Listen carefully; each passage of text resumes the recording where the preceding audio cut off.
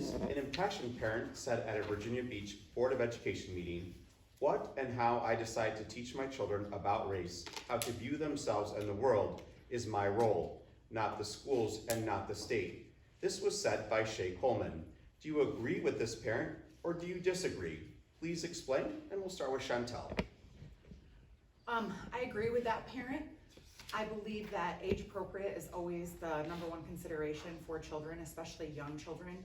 I was just noticing the other day at baseball, my son is on one team and there's such a great turnout of children this year.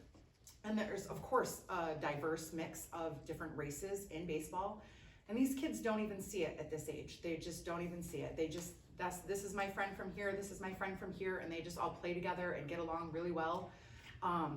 Because that's the age. I think the older that they get and the more that they're exposed to different things in the world, I think of course they start to notice. I also want to give credit to Morgan Freeman a little bit here, where he says, we focus on it so much that it becomes the only thing that we see. So he asked, stop calling me that. Just call me a man, because that's what I am. Stop calling me a black man. So I think that's important for children too, that if we focus on it so much, that's all they think about and that's all they see. And I think the generational differences between my age and older generations and this younger generation, I think we've come so far from where we were 50, 60, 70, we've come a long ways. And I think that we need to give that credit. And I think that parents are ultimately the authority in how this is going to be taught. And as a Board of Education member, if I do get voted, I would have to consider what the constituents want, what the community wants, what the voters want, what the parents want. I think, of course, law, if it is set into place by the state of New York, that we have to teach this, this, and this in regards to race at this age, this age, this age, then I think we cross that bridge when we get there and we set into place all the things that we need while working with the parents and the community members. I think it's very important to keep that fabric together and that the parents are the ultimate authority of when and how age appropriate these things are taught to our kids. Andrea. Yes, so it's an important question, and I agree with a lot of what Chantel said, and I do believe that the parents are the ultimate authority over what is taught to their children, and the board does need to answer to the parents, the grandparents, the voters, the taxpayers. And I also, when you were talking, I was thinking about the younger students, because I've noticed that too. I don't see them noticing what color of skin somebody has. They're looking at who that person is and how they relate to them as a person, as a friend, as a playmate. Obviously, as children grow and mature, their understanding grows and matures. And I do believe that we need to teach children in the context of history, our history as a nation. And when we teach them about race in school, we need to teach them not just one side of the issue, but multiple sides of the issue. We need to teach them how to think critically about this, how to respect other people's opinions about this, and how to listen to each other respectfully. Yeah, thank you.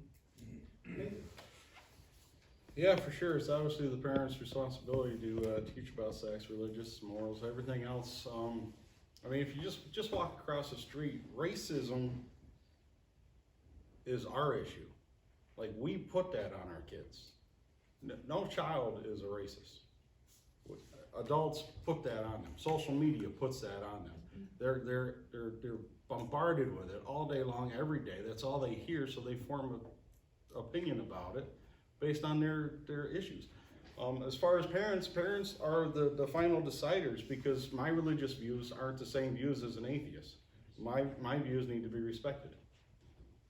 As far as in school, that's where the superintendent comes in, because if you have a kid that says something to another kid, that's a one-on-one. The superintendent needs to grab that kid, have a discussion with that child, and then invite their parents over to have a discussion with them and say, look, your kid said so-and-so, that's completely inappropriate in a school setting. We're gonna nip this in the butt right now. But as far as making it a school-wide program, it's inappropriate at any age, and it takes away from my parental rights. Cheers. Yeah, it's an interesting question, because I know that often when people hear the word teach about race, which I'm not even sure what that means, they're hearing teach about racism. and they're not necessarily the same thing. But I will tell you this, that your children live in this world. They see what's going on, and they see it from a very young age. They're not stuck in it yet, but they do see it. Every classroom I walk into when I'm teaching, there's a child that says to me, "Why is your skin brown?" They see, though I saw it when I was a child. So we can't ignore that. Every child does not deal with it the same way. That is a reality. So we can't make like a blanket statement about how we should address it with children, because some children come to it later in life, but they all come to it young. How it's taught, and I'll always go back on this, to me it's not about whether it's mandated, it is about how it's taught in the classroom. We have to teach our kids to respect people, no matter what difference it is. That's not to shut them down. I like the fact that they actually ask me questions, because then we can have a conversation about it, and it helps them to feel connected to me, even though they may not see people like me often. I remember doing a workshop, a race relation workshop, and what we did was I had everybody write a list of all the stereotypes they knew. That's all I did, write a list. They all knew them. They all knew them. They knew them not because they made them up, because they learned them in the world around them. Your children are learning the same exact things. And so we have to help counteract what's going on, because they're learning a lot of negative stuff, and we have to morally, and according to our values, if we really believe in community, we have to sometimes counteract all that stuff. That does not mean we have to throw it in their faces or say, "Look, did you hear about this? And I'm gonna tell you what's going on in the world." But if it comes up, even in the slightest way, we have to address it. Beth. So I'm gonna relate this back to the hot topic of sex education, maybe not, but it's a trigger for people. And I think how you said it was very appropriate. How my child learns about race. Is it race or is it racism? And everyone's talked about, young children don't necessarily perceive that. They haven't established values. They're curious, they want answers. To tell a teacher they can't address that limits that, because teachers are there to teach. It goes back to family values, family opinions, and as children evolve and they develop, we've talked about developmentally appropriate practices, but children are evolving and figuring out what their values are gonna be. And I don't know, maybe I'm doing something wrong as a parent, but talking to my 14-year-old daughter or my 14-year-old son, they weren't listening to what I was teaching them. They were listening to what their teachers were teaching them, to what their friends were teaching them, and to what they were experiencing. So I think it's a combination again of both, where there does need to be an awareness of it, because if nothing else, we need to help people accept differences. Whether it's a difference because I wear glasses and, well, you took yours off, but they were clear anyways, to accept differences of color, differences of religion, because when we do that, focusing on the foundations of reading, writing, and math, but we will also include and help create a better United States. David.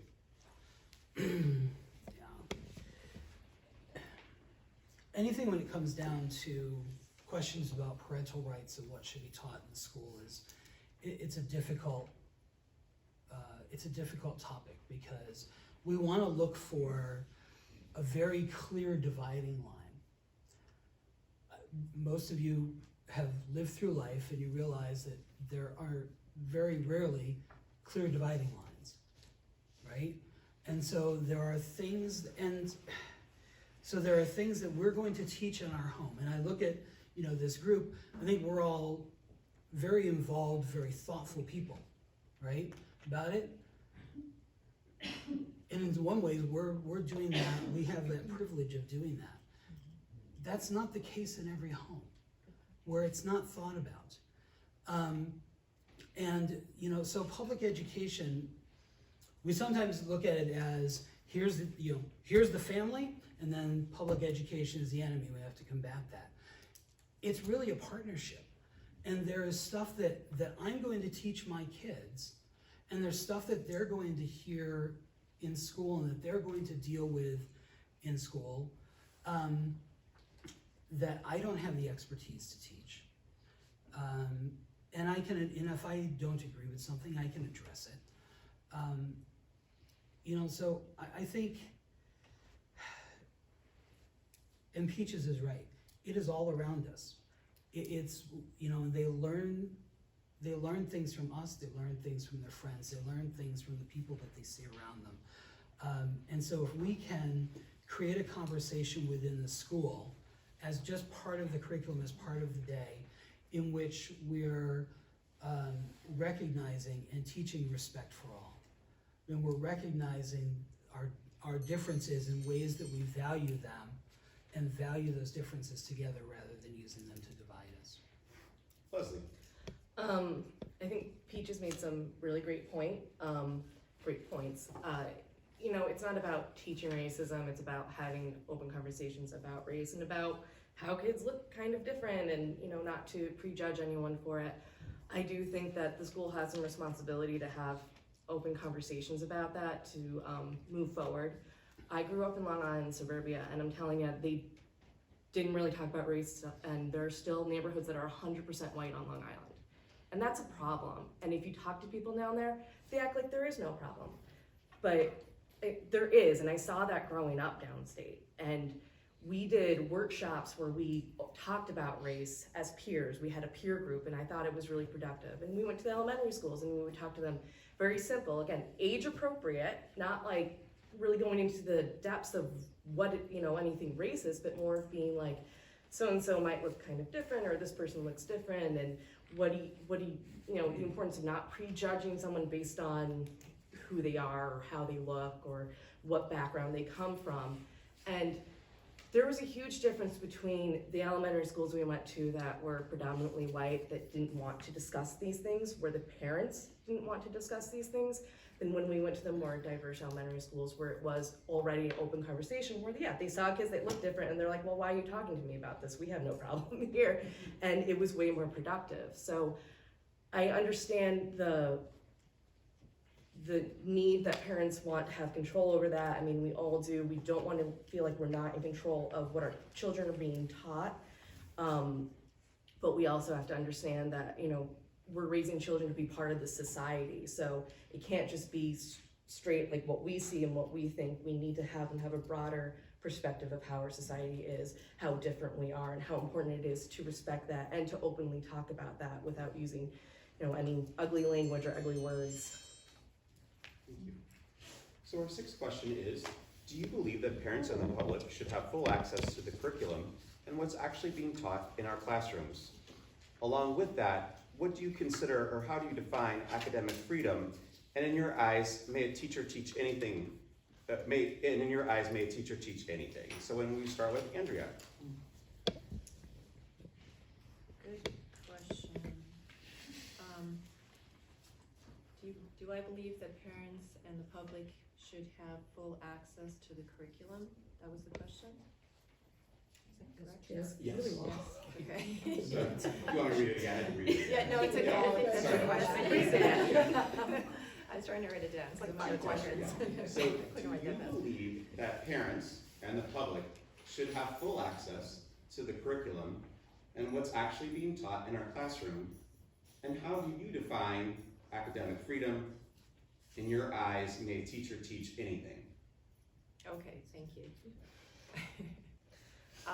Yes, I do believe that parents and the public should have full access to what's being taught in the classroom.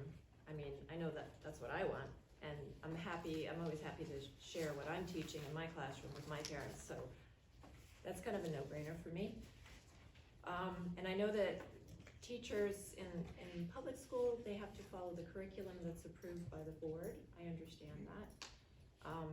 And so I think in regards to academic freedom, I think it's dangerous to say that teachers have the academic freedom to just teach anything that they want in regards to the curriculum, because things come out that maybe shouldn't be coming out in the classroom. I do believe that the qualities of a great educator, one of the qualities of a great educator is to teach critical thinking. and to help children learn how to learn and how to think on their own. And so they need to hear differing opinions, they need to hear diverse voices and both sides of an argument, and they need to be able to come to their own conclusion. And that's part of what education is. We want to teach children how to think on their own so that when they go out into the world, they can do that, and they can work with their strengths and their talents and be respectful citizens and work with people as adults. So yeah, I don't think teachers are free to teach whatever they want. And I'm sorry, I lost the second half of the question again. I think I'm done. That's my questions. What is academic freedom, and in your eyes, may a teacher teach anything? I don't think a teacher should teach anything. I'm done. Yes, I think transparency is very important. Parents, voters, grandparents, taxpayers should have access to the curriculum, and they should be able to come in and sit down in class if they want to, so that they can hear how it's being taught, because how it was taught when I was in grade school isn't the same way it's being taught now, hopefully. A lot of stuff has changed since then. As far as academic freedom, I think, well, teachers pass up their curriculum and the board approves it. I think teachers should have the ability to teach how they want to teach a subject, but the curriculum's already set. I wouldn't want a teacher to come in and teach about how great Nazism is. I think that's just inappropriate. That's why they have a curriculum. That's why they have a blueprint. So I think just having all-out freedom to teach whatever you want to is not appropriate, but I think it's important to give the teachers the ability to teach how they want to get to that point. Teachers. Yeah, it's interesting. You know, there's a reason why we need more voices involved in education, and that we don't have a system where the parents make all the decisions or even the school makes all the decisions. There's a reason for that. And it's based on, I mean, when you say teach anything, that my mind just goes completely crazy. I'm like, absolutely not. That would be insanity to me. Like, you can't just teach anything. Academic freedom, to me, is about working together as a community with the board and with the superintendent and even the state, and finding a way to teach our kids to the best of their ability, the best of our ability to raise them up academically. It's not about just teaching anything you want to teach. It's looking at the world around them and saying, this is what they need to know. We figured that out, right? You need math and reading and writing. We figured most of that out. You need social education classes more than you need sex education classes, quite frankly, that teach them how to get along with other people and function. So academic freedom is about doing the right thing for the children. It's not about teaching anything you want to teach. And when you say that, I'm like, absolutely, by no means, and I'm a teacher, and I've raised a kid, and I've opted out of things because it just wasn't connecting to my values, and it wasn't done well anyway. And so, no, I don't think teachers should teach anything. And academic freedom to me is about a group of people, a group of minds, a group of people who care, a group of people who are educated, getting together and saying, what are the best things that our children need to be successful in the world? Beth. I'm taking notes, but all the great things people are saying, and I'm like, oh my gosh, I have to answer this question too. There's so many great comments that have been made. And we go back to the learn how to learn so they can come to their own conclusion. And I think that to me is ideally what education is. We're teaching students how to learn through reading, through math, and coming to their own conclusion so they can become themselves and evolve. The curriculum is set by the state. That's kind of where it is. However, with that, I think Peaches said earlier, she's going to teach some things different than another, and I know when I go into classrooms, I teach it different than the other counselors, psychologists that might. That's what makes it interesting. Going back to the idea, should they have access to the curriculum? It's pretty much out there. The curriculum is set by New York State. The standards, modules, they're there. Should the teachers teach anything? No, nor do I think the teachers want to teach just anything. We all need parameters, we all need guidelines. Imagine if you went into the job and whatever job it was, go ahead, do it. There's a reason that we have guidelines and standards and curriculum. And in New York State, I work with a lot of kids who come in from different states, and I see the different standards and the skill sets that students come with. So I do think that the Board of Regents has a pretty good understanding of the standards that they want to have set.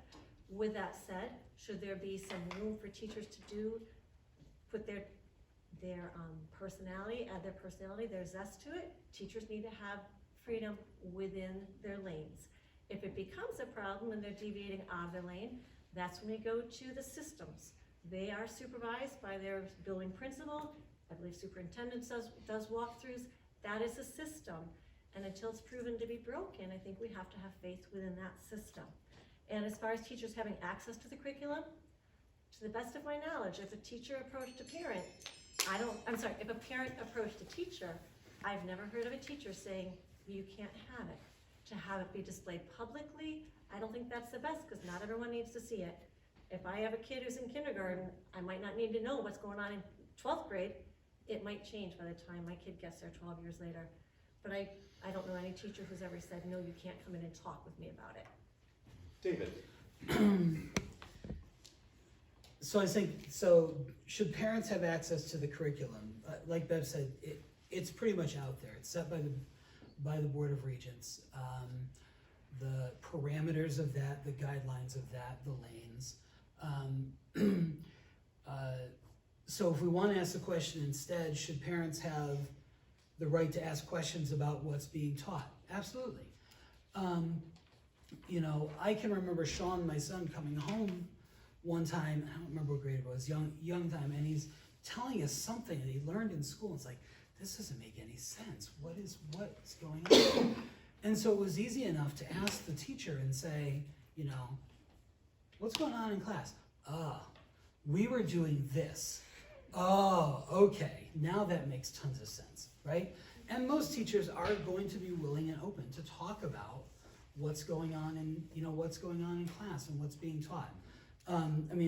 They have a very busy job, so they're not going to spend 12 hours talking to every single parent, but when there are questions, they're going to answer them. Should teachers have the right to just teach what they want? No, because I don't want my daughter to go into chemistry class and come home and tell me how she learned to surf, because that's not helpful. Academic freedom in this case really is, does the teacher have the freedom in how they teach? They're teaching what they need to teach, but they can teach it different ways. They can, because one is going to use one style, and it's going to be adapted to what the students need and how they learn, and it's going to be adapted in some ways to the community as well. Because I think there are some topics which they'll get covered one way in Rochester, a different way in Syracuse, and a different way here. So that's part of the academic freedom. So that's me. Leslie. Yeah, for all my years here, and even in the previous school district my son was in, I've never had a teacher that wouldn't provide me with the curriculum if I asked for it, and I usually didn't. A lot of them usually will provide me with some basics of what the curriculum is, and if I had follow-up questions, I've never had a teacher not give me the information. Do I want every little detail? Honestly, I really don't. I trust our teachers, and I think we owe it to our educators to trust them to a certain degree also. I don't think we need to micromanage every little thing they're doing to teach our children. They've been doing this for years. They have the education to do it. They have the expertise, and I do trust them to educate my child properly. If I have a concern, I will voice the concern, and we will work out whatever we need to work out. And I've never had a negative experience with that take on my child's education. Teachers do have to teach whatever is set by the state, so obviously you don't want them to go rogue. I had an American history teacher for AP that taught us the curriculum, but also taught us a lot about how the Brooklyn Bridge was built, and that was not helpful at all to the AP test. So yeah, I understand not going rogue. It was interesting, but it was also like, we need to prepare for an AP test. Come on, let's get to it. Academic freedom, I think that is a community thing. We all discuss how we should, the best way to teach our students. I would love to see more project-based learning, but I also know that because of standardized tests, it's hard for teachers to do that because they have to teach a specific thing and stay in a certain lane. And I mean, it would be wonderful if we can move away from standardized tests and do project-based learning, and I think kids love that a lot more, but it's honestly not my call as someone on the board. It's not my call necessarily as a parent, but I'm all about voicing that wherever I can and trying to see if that can, any wiggle room with that, because I think teachers do lose some creativity and wiggle room sometimes when they have to really focus on the standardized tests. Chantel? Absolutely. I think that parents should know what the curriculum entails. I wouldn't want a math teacher teaching my child about sex education. I don't think that's appropriate. And I also believe that politics have no place in the school. As far as history, that's a different story, but I feel that growing up in this district, I didn't really know where my teachers stood politically, and I think that that's really important to keep in mind with children, because my son's not always gonna listen to everything I say, but he's certainly gonna listen to everything his teacher says and take it for the rest of his life. I remember that when Mrs. Federation taught me how to write a short story in 4th grade, for example, and she gave me the freedom to write about everything that I wanted, and I don't have 25 chickens or 150 cows or 25 horses and 8 dogs, but I certainly learned that the freedom and the brilliance that she had to allow us to use our own imaginations and learn critical thinking on our own was something that stuck with me my whole life. So I think that absolutely teachers should be allowed to teach freely within the state parameters and laws. I don't think they should be teaching hatred or injustice. I don't think that they should be teaching inappropriate things behind parents' backs. I don't think that hiding things is a good thing ever with teachers. I think the transparency is just so important with our entire community. We have amazing teachers in this school district. I can vouch for that because I still know many of them that have retired and have been in this community, and hopefully I'm making them proud by giving them a shout out. I think that yes, it's absolutely important for them to be creative and have the freedom to teach what the state laws guide them with as far as curriculum. I just think it's a slippery slope to just give them 100% freedom. So I think yes, creativity is good, but 100% freedom to just teach whatever you want, not so much necessarily. So I do trust our teachers. I think that we have great teachers here at Dryden. So we're on our 7th question, and some of you wrote in your bios that you want to increase parental involvement. How do you see parents being involved in the school? And would this include, or would this involve curriculum decisions? And we start with Nathan. Well, I mean, I think we can get more parents involved if we just go out and talk to them. I mean, there's a lot of parents who don't have the availability because of work or because of other obligations to come to school board meetings. So I think it's incumbent on the school board to make ourselves fully available, whether that be stopping by my house, I got my address on there, give me a phone call, send me an email. You know, let me know your concerns so that I can address them with the other board members and we can come to a consensus about what we're looking to get. What was the second half of that question though? These are long questions. So the question is, some of you wrote in your bios that you want to increase parental involvement. How do you see parents being involved in the school, and would this involve curriculum decisions? Okay, so the second half, curriculum decisions. I think on certain subjects we need to press the state to have more of an opt-out. As far as like sex education, I can take care of that myself. I don't need the school to teach my child. I mean, about abstinence. I mean, I have a son, so it didn't work half the time. But it's still my goal. You know, I felt I did it better than the school. I mean, we gave them the tools. We gave both of our kids the tools that they needed to make smart decisions, to be smart about that.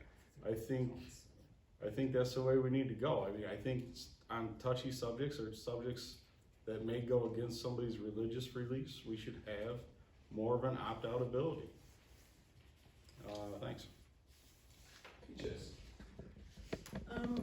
I did not say that in my bio, but I'll answer the question. I think one of the biggest, we have to remember that we have to continuously build relationships with the community. That is not to say, and as a parent who have had kids in school, I have grandchildren in school, I think the issue of involvement for me is not necessarily about having parents be able to come in and just change or try to take down the school's curriculum when that's not necessarily possible.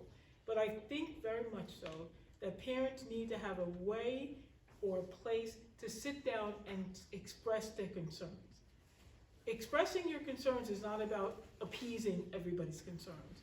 But I think that if you allow people to be able to express their concerns and maybe explain to them respectfully, not by just shutting them down and saying, we don't do that here.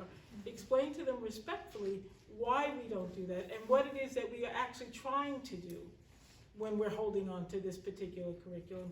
I think that that's the way parents need to be involved. There's a reason, there's a reason schools exist. And schools exist, and there's a reason why we hire teachers, and every child does not have their parent here with them.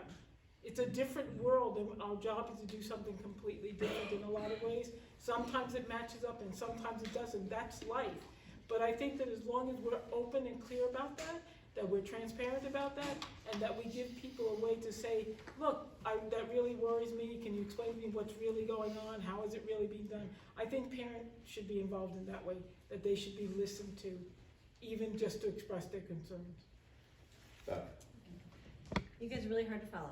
I can just keep saying that. So as far as increasing parental involvement, I don't think I put that in mind. But again, I'm gonna echo what somebody else up here said. It takes a community to raise a child. It takes a community to educate a child. So yes, I think parent involvement is very good and appropriate. To which level it is, I think that depends. None of us have the expertise and the knowledge that we're sitting on the Board of Regents. And I think that is the people who guide the current standards of what is taught in New York. Since we don't have that knowledge, we also don't have the ability to change that as board members. We've talked about creatively, how do we do that within our community? Parent opt-out is something we've heard a couple of times here. What reflects Dryden versus Syracuse versus Rochester versus Long Island and 100% white schools there. Every school district needs to adapt it a little bit to make it fit them. But it goes back to parents ideally are involved in setting those values. And my comment down here, I want to make sure, I was thinking your son is really embarrassed about the comment you made, but I'm No, he's not. it was He's not a you teenager. I was like, wow, his kid is really embarrassed right now. Teenage But, boy now. So, and not every parent has that. We're here because we are involved parents. Chantel, you mentioned some parents are working 4 jobs and they look to the school district to try to help do that. Some parents come with their own baggage and they may have had very difficult situations. And there might be support staff or teachers that they connect with. It's not part of the curriculum per se, but that's conversations that some kids can't have with their parents. Having an important adult is one thing. Having one person, which is what has been Be the One has been a program that's been in the elementary and school district here. I don't think there's any indoctrination going on, and parents, the more they're involved in communicating with their teachers and starting with the teachers, the more they're gonna understand what's going on and being able to have that respectful discussion of what's being taught and how it's being taught and what concerns they may have. David. So I think I said before, that public school is a partnership, with the families, with the school. And, I absolutely believe parents should be involved in school.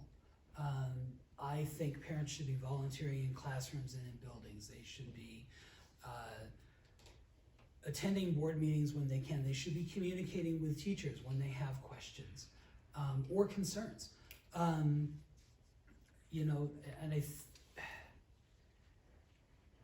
I think we've already said this too, that the curriculum, and Bev said it well, the curriculum is set by the Board of Regents. There may be leeway on some certain things, but in general,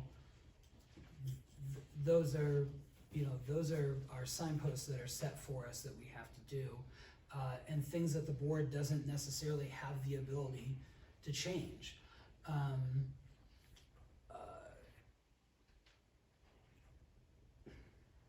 But yeah, I don't know. I think one of I think one of the best things, when our kids were little, my wife, we made the decision that she was going to just be mom for that period of time. And so that allowed her to go and volunteer in the kids' classrooms, to get involved in things more. Not every parent has that ability, you know, whether it's multiple jobs, whether it's just not an interest or just lacking the capacity or desire to do it, whatever it is. But I think, you know, I think school is better when there's more of the community involved and more communication happening. And so, yeah, that's, I can repeat the same thing a couple times. Partially because I just want to hear that nice, gentle sound from Carrie's phone. Yes! You filled your corner. 20 seconds. So for parental involvement, I mean, I'm not sure if people mean just more involvement with the school board or just the school in general. I did find it helpful during COVID when the board meetings were on Zoom and live, because my child was younger, my youngest was, and it was like, I'm not leaving the house after working all day. He will yell at me all night if I leave the house right now. So it was really nice that I could honestly just like pop it up on my screen and kind of watch while he thinks I'm paying attention to him. And I think that was helpful. I think when it comes to activities in the school for parents to be involved in, I think we do have to keep in mind that we should be scheduling things in all different kinds of times, so parents that have different kinds of work schedules or transportation schedules can make it. Because I do remember, I can't remember if it was here or in my son's previous district, but there are some things I missed because I work a 9-to-5 job, and I honestly just could not take off to go in the middle of the day to the school, and that's not easy for people to do. So to have something in the evening, I was there. I was like, let's go, I'm gonna take you, we're gonna do this, because I didn't have many opportunities during the day to go. I know some parents probably don't have easy personal or vacation time they could take off to just go somewhere. For curriculum, you know, yeah, the state determines it. We don't unfortunately have much of a say for it, but I think that's where we have to trust our teachers and our educators. They have the education, they went to college, they accumulated God knows how much student loan debt to go to college. They should know what they're doing. And I actually think the messaging that we get when we get our millions of emails and calls from the district, from our superintendent, you know, he does tell us sometimes, if you're not happy about this, you're the people you would contact, not our district. This is really the state level. And I think that's actually helpful to know, where was this decision made, and who can I yell about it if I'm not happy about it? Chantel. Yeah, I think that absolutely we can help parents get more involved by ensuring them that this is a respectful place to have difficult conversations.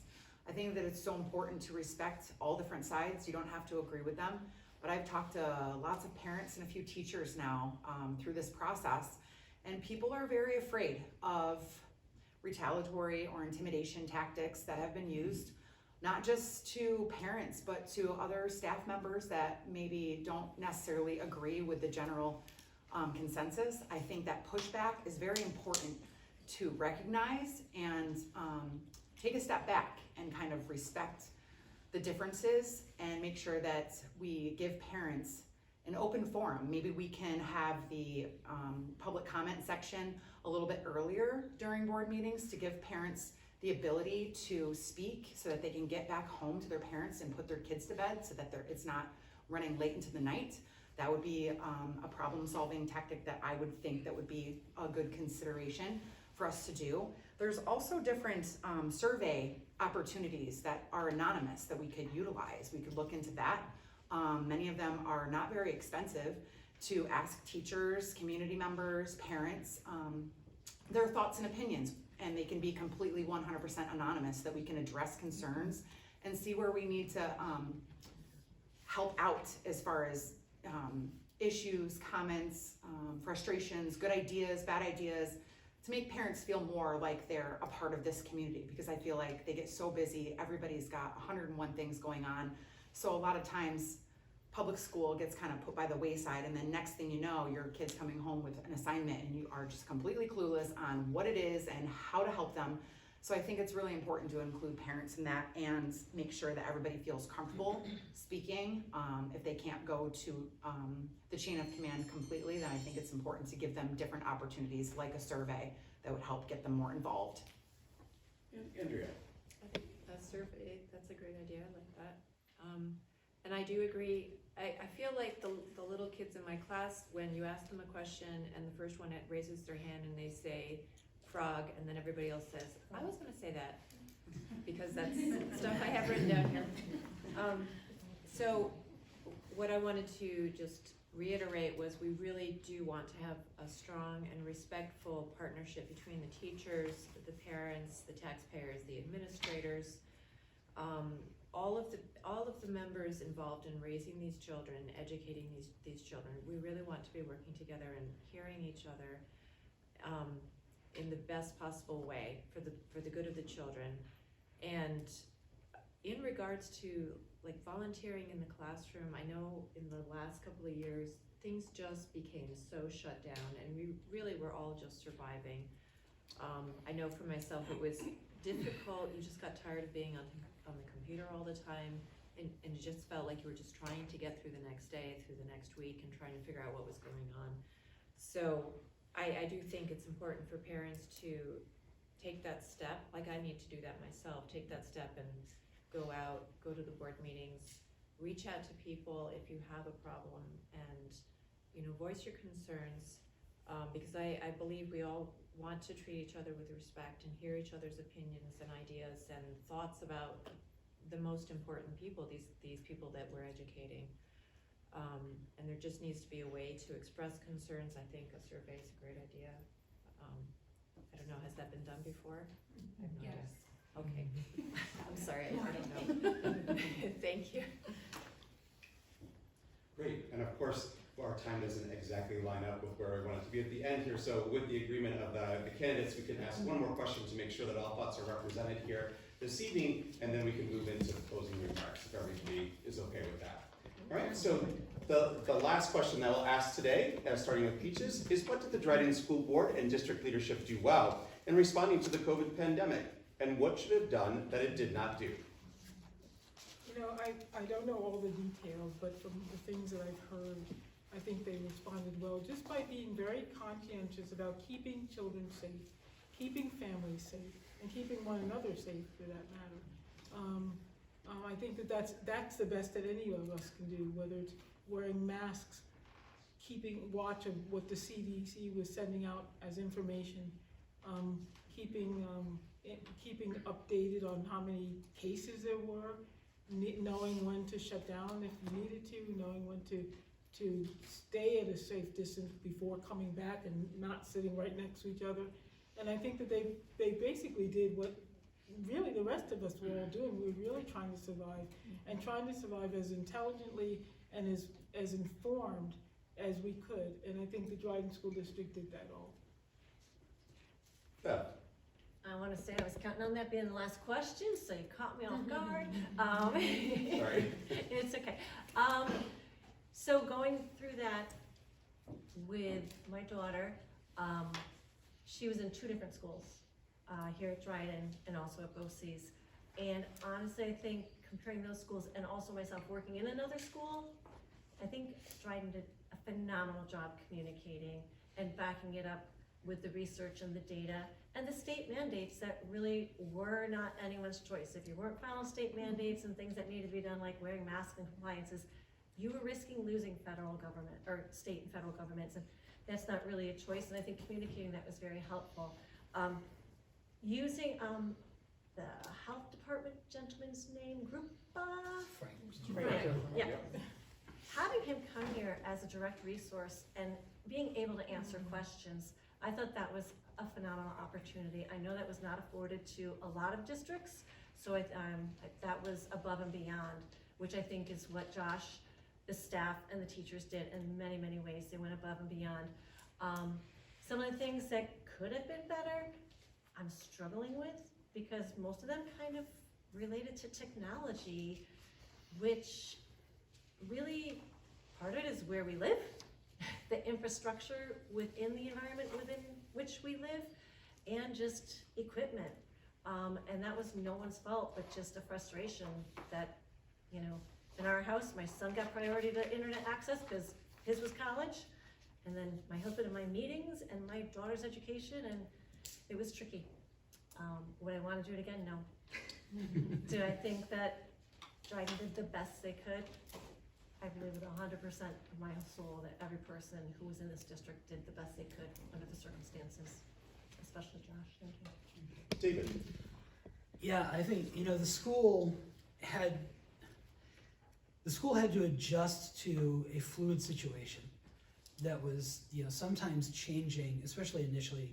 Some things were unclear, directives changing, day to day about what should happen. A couple things that impressed me was, one, the level of communication from the district. One of the things I found most impressive was pivoting food services to take food out to the district, because I don't know, there's probably not many of us in this room that struggle for meals day to day or within a day, but there are many people in this large district of ours that do. And so that was an incredible thing. The technology stuff, getting Chromebooks out to students around the district, hotspots, and even then there were some places where the hotspot just didn't work because of where we are. I cannot think of anything to say should have done this. I think the district did an amazing job and the best job that they could with the information they had, the resources they had. And now that my kids are out of school, I'm glad that my wife still works for the district, because we still get phone calls. And so I get to hear Josh say, take care of yourself, take care of each other, and always lie in pride. And I appreciate that. Leslie? Yeah, so I think at one point my voicemail box might have been like filled to capacity from like all the messages, because I usually would just jump on my email, see it was Dryden, like, okay, I'll just go read what it is. So I thought the communication was really great. It was a lot better than I know some other school districts did. It was probably too much at times. I appreciated that there was information as to why the choices had to be made and who made those decisions. Again, so if you have a concern, the district is not the one necessarily to give grief to. We know who to reach if we really have concerns, if it was something the health department determined or the state determined, not necessarily the district. All of our kids probably did have a little bit of a gap in their learning. My son probably did a bit. I'm finding that the teachers seem to be very understanding about that and are doing the best they can. It was a very fluid situation, and this wasn't something that gets covered in college. There's no class to how to teach your kids through a pandemic. No one knew how to do it, and many different grade levels had a lot of difficulty. I imagine that the primary and like pre-K and kindergarten probably had the worst. I know my mom was griping about it with Head Start, because she's like, I don't even know how you're supposed to do that, because the whole idea of early childhood education really is the socialization, and we stuck them in front of a screen for almost 2 years.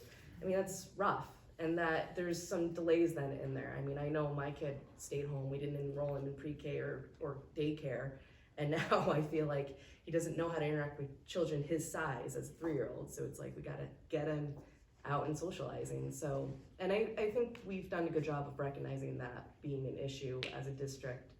I can't really realize too many failures. I think we did a good job with the technology. Again, I know some school districts where it was nonstop issues, where kids were just not even getting so much as like the equipment they needed to go in school, not getting the laptops or the Chromebooks they needed or the internet. So I think given the situation, we definitely did the best we could. Chantel? I think that the communication was definitely one of the strong points. And like Leslie said, sometimes it was to the point where it was just like, again, what's going on? Because anytime you see that number of the school popping up, you immediately think something's wrong, especially when my son returned to school. So I think that was definitely, we were all just trying to get through it. There was so much frustration towards the end for me specifically in regards to masks, because I did used to work in the emergency room for a long time. And although I wasn't a nurse or doctor, I still learned quite a lot by being immersed in that area. So once I realized that the masks weren't really serving any purpose and it was more or less just keep them on just because we said so, that became very frustrating for me. And I think that one of the things that we could have done better was to acknowledge that there was learning loss. There's still learning loss. It's continuing. I think that going forward, I think that we should take a look at how many students are behind, because they never changed the standards. The standards have remained the same. So I think that we need to take a look at how are our children navigating right now, especially the younger ones, especially the ones with special needs or different issues they may have cognitively to begin with, so that we can help them get to where they need to be, so that we can help them strive to be the best that they possibly can be and play catch up, more or less, because that's quite a lot of time for kids that are in that learning stage to not have those basic building blocks. And I think that we need to revisit some of the building blocks to make sure that they have it, instead of just skipping over and just expecting them to just figure it out, because that's not going to solve it. So I think that that's something that we can do better as of right now. Other than that, I don't have many complaints, other than I'm glad it's over. And hopefully we never have to deal with it again, right? So. Andrea. Yeah, I'm thinking about the young children who were trying to do speech therapy and, you know, use remote learning. It just did not work for young children. I'm not saying it's anybody's fault. I think that the district, I'm just gonna say the same thing again, because the first thing I wrote down was we sure did get a lot of communication and we knew exactly what was going on, and I really appreciated that. In a very difficult situation, lots of emails, lots of long emails. So I really felt like I knew what was going on, and I did appreciate that. In opening schools the second year, where we were offered 2 days of school and 3 days at home, that wasn't ideal, but there were districts that just kept delaying opening also, which was worse. So I do feel that the Dryden district really did the best that they could in a very difficult situation. The technology didn't always work, but we weren't really prepared for this. You know, who knew this was coming? And like I said before, the remote learning does not work well with little children, and I think we all know that. And so there is learning loss, and there's delays with speech, especially for kids who already have that. And the masking was very difficult for children. For my class, very difficult to keep those masks out of your mouth. We spent a lot of time changing masks. And it's not their fault, you know, it's just so bizarre. So, good job with the communication. And Nathan. Yeah, I mean, the school board did, you know, what they had to do. Just they handed down a lot of orders to you to make you follow. Like David said, getting the meals out, giving props to the silent servers, the cafeteria staff and the janitors that came in to make sure the kids had something to eat, and then the school stayed clean. That was all good. I mean, the biggest thing that depressed me was, I'll go back to my son. Unfortunately, he was the senior year, so he missed prom, graduation, and then when you set the graduation ceremony, he had already gotten to play the basics, so he missed that too. And then because of COVID was still going on, he didn't graduate from basic training either. So like he missed an entire 2 years of celebrating, basically. But that's nobody's fault, that's just the way everything was run. Great, so we are at the point where we're ready for closing remarks. In the interest of full transparency, there was one question that did not get addressed tonight. It was, please explain why you decided to consider running for the Dryden Central School District Board of Education. It was similar to question number 3 that was asked at 6:38 p.m. Is there a particular issue that motivates you to serve on the BOE? And perhaps in your closing remarks, you could touch on, you know, if you hadn't already, in your opening remarks about why you were running. And we'll start with that. Thanks for that warning. Just a minute there. So I think I told you why I want to run for the BOE. Let's see. I think one of the things that came out tonight is we talked a lot about similar things. We used different words: wiggle room, leeway, zest, personality. There are a lot of things that are at the surface of our country right now when it comes to education, and every person up here wants to do what's right for those kids. And so I guess I want to say one thing about why I would ask for your vote, whether you're here in person or online. There's one thing that's different about me than the rest of everyone here, is I would really love to serve for a 3rd term. I have that experience, and I look at some of the former board members here, and Lawrence, was it 15 years that you did? And what, huh? No, 80% of that. Okay, so a lot, because I can't do math right now because I've been up here for 2 hours, and it's a hot seat. But I learned so much from Lawrence and Joan. And Margie and I started at the same time. And one of the retreats we did recently talked about, at any one year, 1/3 of the Board of Education can change. And when you talk about all the important things we've talked about and what the Board of Education does and what we're charged with, if 1/3 of those people are gone, and the history and the knowledge and the experience that I've lived through, and the knowledge that I've gained, I would love to share that as we move out of this pandemic and move forth and focus on where is Dryden going in this journey. We've been stalled. There have been some learning losses. There have been a lot of emotional things and a lot of things that we need to put back together. But I have faith in this community, and the Board of Education, whoever ends up there, can be the leaders of that. So I would appreciate your vote. David? I said before in my opening, I guess my primary reason for running is because I love Dryden. Through great times, through bad times, through challenges and glories for my kids, I still love Dryden and recognize there were teachers and staff and coaches that they came in contact with who helped them find their passion, who encouraged them to do things they didn't think they could do, to go after, to reach higher than they thought they could go. I said before, I believe in education as a foundation for success and fulfillment. I want to see as many. Actually, let me check that. Let me go back. Rewind. I want to see all of our kids get that same opportunity for an education that sets them up for fulfillment, regardless of what their background is. This is a very large district with lots of people from diverse backgrounds. That diversity is only increasing as we add more people from communities that previously underrepresented. And I want to make sure that all of those students have the ability to be represented, to be celebrated, and have the same opportunity to find success and fulfillment in whatever it is they choose to do. Leslie? So, there's a lot of concerns I think, parents have had, the community has had. I think, we've talked about, there are some limitations as to what the board can do. But that being said, especially while running, and then if I end up on the board, my email is on the candidate profile. I think pretty much everyone's is. I mean, I don't mind having emails sent to me even now of what concerns parents have, so I'm aware, because I haven't had any concerns with my own child. I've had a very positive experience, but I know that's not everyone's experience.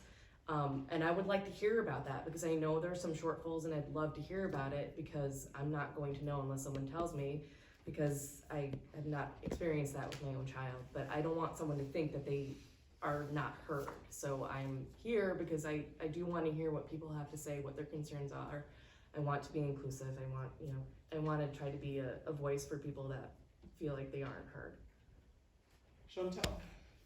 I think one of the main motivations for me doing this and trying to be a part of the Board of Education is, of course, my son and teachers and other parents and community members not having the time to do it. And so I want to bring my own perspective and my own strengths here, because I think that that's important for all of us to build upon. I don't want cookie cutter kids. I want everybody to have the opportunity to be whatever it is that they want to be and meet them there so that we can encourage them to become that. I want everybody to become an engineer, a carpenter, a doctor, a nurse, a lawyer, a baker, a chef, a daycare provider, a construction worker. I think that not every kid is going to be a college graduate. I don't think that that is responsible to expect them to be a college graduate. I think that we should give them the equal opportunity to have all of the things that they need to get the education that they deserve in this school district so that they can continue to grow and learn afterwards. And I think a huge part of that is providing them with basics, as Nita said earlier, that if you teach a child to fish, they're going to be able to fish for the rest of their life. If you just give them fish, they're going to be pretty helpless. So I think that it's important to look at all of our kids in the district and be able to encourage them to be whatever it is that they want to be. And giving our teachers and our janitors and our nurses and our bus drivers what it is that they need, even our board members, giving them what they need so that they can be heard, so that they can be respected, so that all ideas can come to the table so that we can problem solve and teamwork, because I think that's so important to be able to get along and have difficult conversations and work through them openly and honestly with transparency together. Andrea. Thank you. I know how hard teachers work. I mean, I am a teacher myself, but I have, my earliest memories are watching my mom teach, because I was a teacher's kid also. And so I spent all my time in her classroom in elementary school, and I would go in sometimes to help her in her classroom, and I would sit there and watch her, you know, pull wonderful things out of these kids and teach them, and I would go, I'm never doing that. That's so hard. So here you go.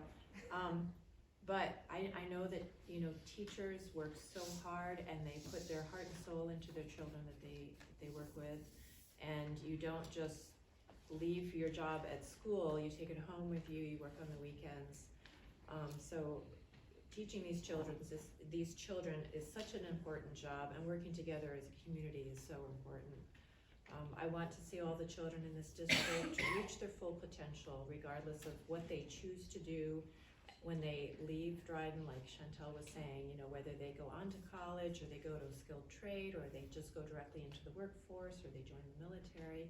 Each child is unique and has their own talents and strengths, and I just want to see them be called up and to their full potential to do their very best.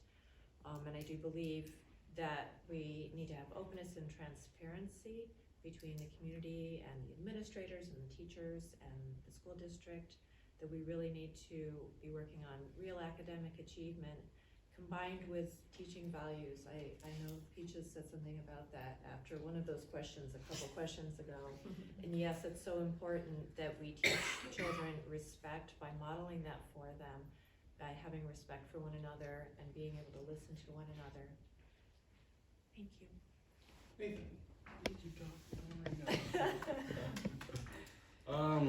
Boy, I think I'm here because of Miss Solomon. I was a kid. I couldn't hear till I was 3, I was deaf. And Miss Solomon, I remember her in resource room. She worked with me forever just to get me to say spaghetti and vegetable. And it was so difficult. And then to see Zeta struggle with the same thing, because she was able to read, but her eyes would focus on 2 different lines. So she had to go to the eye doctor and work on that a lot. But God, that girl, I have never met anyone that busted her butt as much as Zeta to get simple things accomplished. And she would cry and we would stick at it, and she was just so powerful to watch. And I mean, we need to do that more. We need to focus on just the basic skills when those kids are young, so that we can catch those kids that are having trouble and then focus them. And we need to get special education dollars into those kids so that they can get to the level that they need to be, so that they can succeed, so that they don't have to wait till their junior year of high school to have their problems figured out. We just need to focus more on just the basics and just make the school a shield and keep all the other crap out of it. Just education only. That's what we really need to do. Parents have their jobs, the school has their jobs. We work together when we can, but there's certain things that schools can do that parents can't. Like identify those kids that are really struggling. Not all parents have the time to do that. I mean, I worked with a kid who needed help adding up 8 hours of a work day. So how much is half and half? It's 1. Like the kid's 27, like we failed him. We need to stop this. We just need to put all this crap aside, all our differences. These are all good people. They want the best for your kids, just like everybody else on here, just like all of you. We just need to focus on getting to that point where we can get them kids the help that they need, and then we can see the kids that are excelling and put them in the accelerated classes so that they don't get bored and then they start to fail. Peaches. Now, I came up here a few years ago and I was drawn to this community for a lot of reasons. And every time even now when I come here, I love the energy around the community in general. But specifically focusing on schools and wanting to be part of the board, I am conditioned to love children. I am conditioned to want the best for them and to see because these are the people who are going to create our society over and over again, to see our society moving in a very different way. I think that we need perspectives, different perspectives, whether they're race, class, values, to bring to the table, and I know that I can provide that here. I want to be part of the rebuilding, because we really are in the process of rebuilding after the pandemic, after the whole society is kind of falling apart in a lot of ways, being constantly divided, the cancel culture, and I want to be a part of that rebuilding because this is important for our future. It's important for the kids' futures, and I think that this school, Dryden School, is one of those places, from everything I hear and have experienced, it is really working hard to really create these beautiful, solid, academically sound individuals to go forward into this life and find what they want to do and find their own sense of well-being and their own sense of participation in the culture and the society. And I want to be a part of that well-being, and I think that my life of experiences in many places, private, public schools, city, country, it can bring a very different perspective in here. Not a perspective that operates against what's going on, but a perspective that just beautifully adds to it, like all the perspectives we have here. So, and that concludes our candidate forum. We want to thank you to all of our candidates for participating, and thank you to the community for coming out tonight, either virtually or in person. And just a reminder that the annual budget vote and election of BOE members will be held on Tuesday, May 17th, 2022, from 7 a.m. to 9 p.m. right here in the Middle School High School Auditorium located at 118 Freeville Road in Dryden. Thank you all.